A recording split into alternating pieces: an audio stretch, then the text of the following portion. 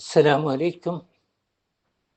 الحمد لله رب العالمين، الصلاة والسلام على أشرف المرسلين سيدنا محمد رسول الله صلى الله عليه وسلم وعلى آله وصحبه أجمعين.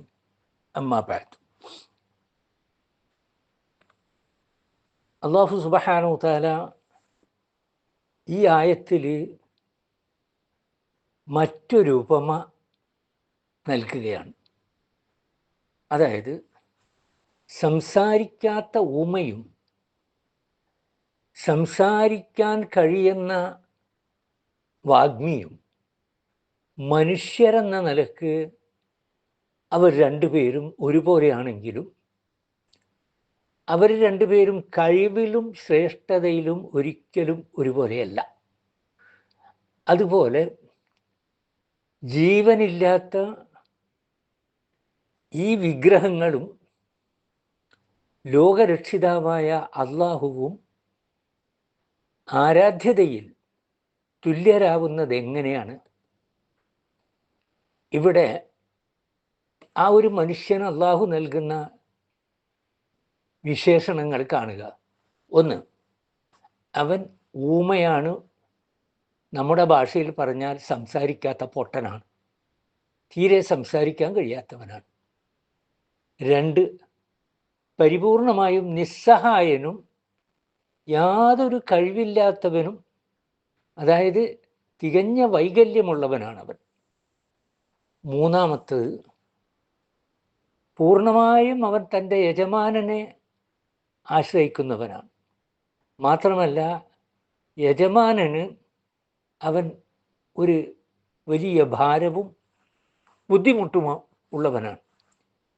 നാല്, ഈ അടിമയെ എങ്ങോട്ട് പറഞ്ഞു വിട്ടാലും ഒരു നന്മയും കൊണ്ടുവരാത്തവൻ, സംസാരിക്കാനോ കാര്യം ഗ്രഹിക്കാനോ കാര്യം മനസ്സിലാക്കാത്തതിനാൽ ഒരു ഉപകാരവും ചെയ്യാനാവാത്ത ഒരാളാണത്.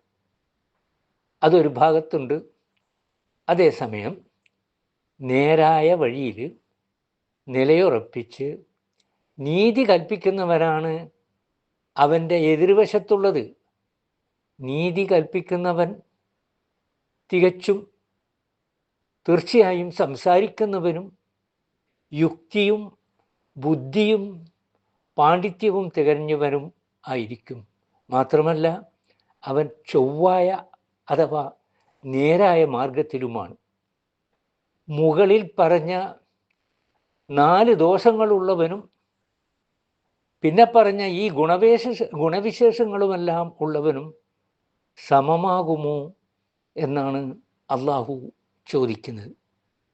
ഇവിടെ ഊമയായ പൊട്ടനായ മനുഷ്യൻ എന്ന് പറയുന്നത് വിഗ്രഹമാണ്, ബിംബമാണ്. എല്ലാം തികഞ്ഞവനായ നീതിമാൻ അള്ളാഹുവും. മനുഷ്യൻ വിഗ്രഹത്തെ എന്തേൽപ്പിച്ചാലും ഒരു നന്മയും അത് കൊണ്ടുവരില്ല. കാരണം അതിനുള്ള കഴിവോ വഴികളോ ഇല്ല. ഇത്തരം ശിർക്ക്പരമായ കാര്യങ്ങളിൽ നിന്ന് അല്ലാഹു സുബ്ഹാനഹു തആല നമ്മെ എല്ലാവരെയും കാത്തുരക്ഷിക്കുമാറാകട്ടെ. വാഖിറു ദഅ്വാനാ അനിൽ ഹംദുലില്ലാഹി റബ്ബിൽ ആലമീൻ. അസ്സലാമു അലൈക്കും.